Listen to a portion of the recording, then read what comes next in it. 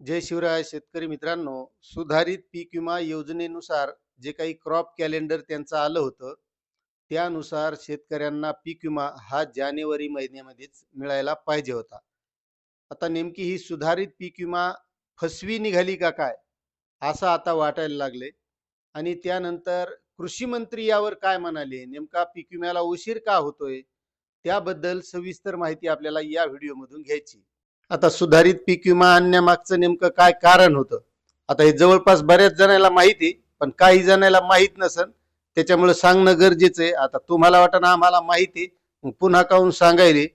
पण आता जसं एखादं लग्न झाल्यावर मोडत आहे का, इचकत आहे का, तेव्हा ज्याने सोयरी केलती त्याचं ध्यान होत असतंय की हे सोयरी केला होती, आणि चांगलं जमलं ना तर त्या सोयरी केवाल्याचं कोणी ध्यान करीत नाही. त्यामुळं हे सुरुवातीचं थोडक्यात सांगतो की 1 रुपयातली पीक विमा योजना बंद करून ही सुधारित पीक विमा योजना आणली.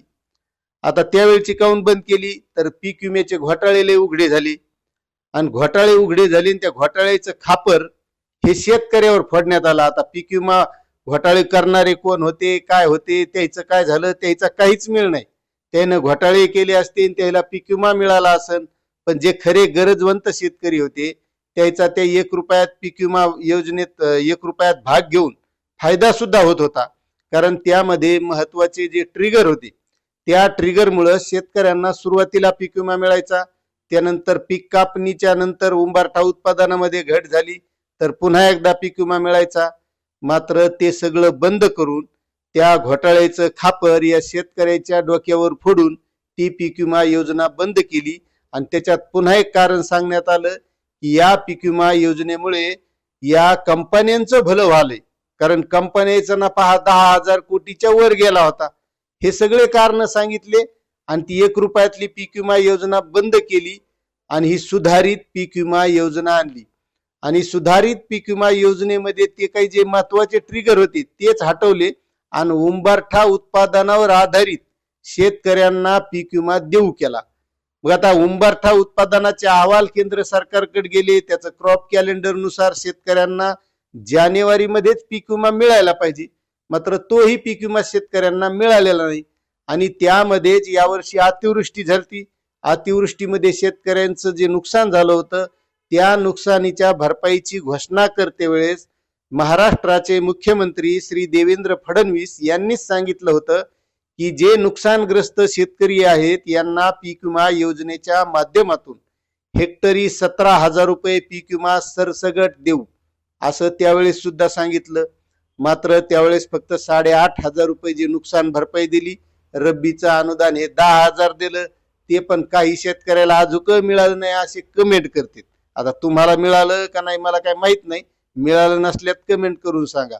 आणि त्याच वेळेस यांनी सांगितलं की ज्या ज्या शेतकऱ्यांनी पीक विमा भरलेला असेल त्याला हेक्टरी 17,000 रुपये पीक विमा सुद्धा मिळेल. मग अजून मिळाला का, नाही मिळाला. बरं, आता उंबरठा उत्पादनाचे अहवाल गेल्याच्या नंतर तरी मिळायला पाहिजे होता, तरी नाही मिळाला.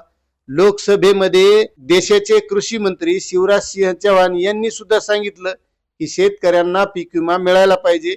जर या पीक विमा कंपन्यांनी लवकर दिला नाही तर त्याला 12% दंडही लावा.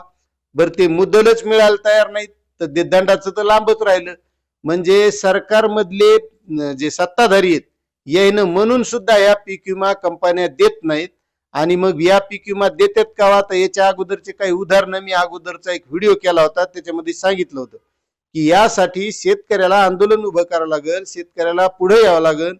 आणि त्याच हेच म्हणलं होतं मी की शेतकरी हे करणार नाहीत. काऊन तर शेतकऱ्याला वाटतं आपल्या पक्षाचं सरकार आहे, आपण कशाला विरोध करायचा आणि आपण आपल्याच सरकारच्या विरोधात बोलायचं का.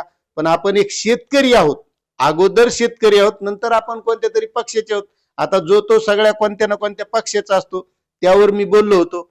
पण काही शेतकऱ्याला हे जरा खवट लागलं, त्याला जरा पटलं नाही. मग त्यानं कमेंट करून एक जणांना तर असं सांगितलं की म्हणजे शेतकऱ्याने या सत्ताधारी पक्षासोबत राहू नाही का काय, असं तुम्ही सांगायले का. पण आपला उद्देश तो सांगण्याचा नव्हता. आपला उद्देश काय होता की शेतकऱ्यांना अगोदर आपल्या स्वतःसाठी झगडलं पाहिजे, आपल्या ज्या स्वतःच्या गोष्टी आहेत त्या परिपूर्ण केल्या पाहिजे, असा माझा सांगण्याचा उद्देश होता. आणि आपलं जे चॅनल आहे हे फक्त शेतकऱ्यासाठी काम करतं, कारण मी सुद्धा एक शेतकरी आहे. आणि माझा उद्देश असतो की ज्या ज्या शेतकऱ्याच्या गोष्टी आहेत त्या शेतकऱ्याला मिळाल्या पाहिजेत. मग तो पीक विमा असो, अतिवृष्टीचं अनुदान असो, नुकसान भरपाई असो किंवा महाडीबीटी सारख्या योजनाचा अनुदान असो, आणि त्यासाठीच आपलं हे चॅनल फक्त शेतकऱ्यासाठी काम करतं आणि हे शेतकऱ्यांचं चॅनल आहे असा माझा सांगण्याचा उद्देश होता. पण काही लोकांना ते पटलं नाही. आणि तुम्हाला सांगतो आता बी की जर पीक विमा यापुढे आपल्याला मिळवायचा असेल तर त्यासाठी याच गोष्टी कराव्या लागणार आहेत.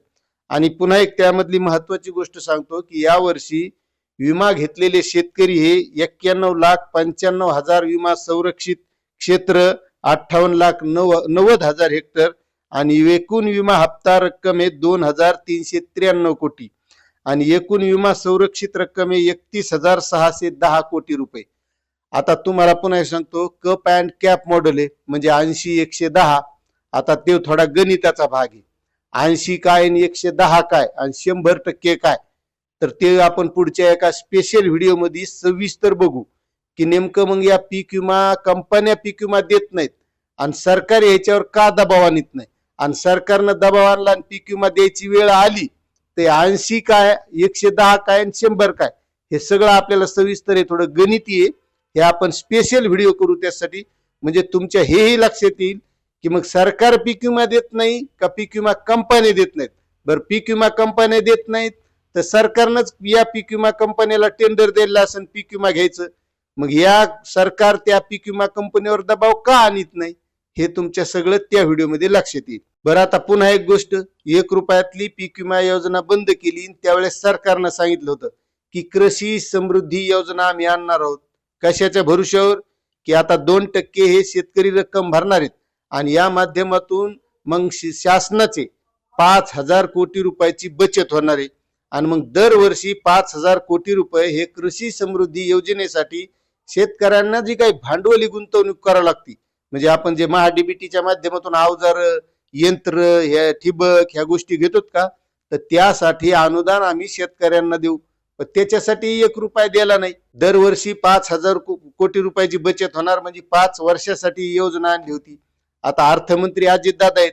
आता त्याने नेमकंच त्यांच्या घटनेच्या अगोदर सांगितलं होतं की माझ्याकडून या कृषी समृद्धी योजनेला शेतकऱ्यांना पैसे देता आले नाही, मात्र यापुढे आम्ही ते पैसे देण्याचा प्रयत्न करू. मात्र आता ते आज राहिलेले नाहीत. अर्थमंत्री हे आता मुख्यमंत्री आहेत. आता त्या कृषी समृद्धीला देतात का नाही ते आपल्याला पुढे पाहावंच लागेल. पण महत्वाची जी पीक विमा योजना आहे तर ती पीक विमा योजना जी सुधारित केली तर तिचंच असं आज वाटायले ही शेतकऱ्यांसाठी फसवी ठरली का काय. कारण पीक क्रॉप कॅलेंडर जसं छापलंय तो शासन निर्णय काढला त्याप्रमाणे शेतकऱ्यांना जानेवारी मध्येच हे पैसे मिळायला पाहिजेत, मात्र अजूनही मिळाले नाहीत. आणि आता कृषी मंत्री म्हणतात की अर्थसंकल्प झाल्याच्या नंतर यासाठी आम्ही बघू किंवा अर्थसंकल्पाच्या नंतर हा शेतकऱ्यांना पीक विमा मिळू शकतो. म्हणजे आता 23 जुलैला हे अधिवेशन अर्थसंकल्पीय चालू होणार आहे. 27 का 28 जानेवारीला मुख्यमंत्री अर्थसंकल्प सादर करणार आहेत आणि त्याच्यानंतर पीक विमा मिळेल का नाही आता हे पुढे बघावं लागेल. त्यामुळेच असं वाटायला लागले की ही जी सुधारित पीक विमा योजना आहे ही फसवी ठरली का काय. आता हे मी म्हणणार नाही, हे शेतकऱ्यांनी सांगायचंय की यावर तुम्हाला काय वाटतंय की ही पीक विमा योजना नाव सुधारित आहे पण ही फसवी ठरली का काय, यावर तुमचं मत काय आहे नक्कीच कमेंट करा. चॅनलवर नवीन असाल तर सबस्क्राईब करा, व्हिडिओला लाईक करा, जास्तीत जास्त शेतकऱ्यांना शेअर करा. धन्यवाद.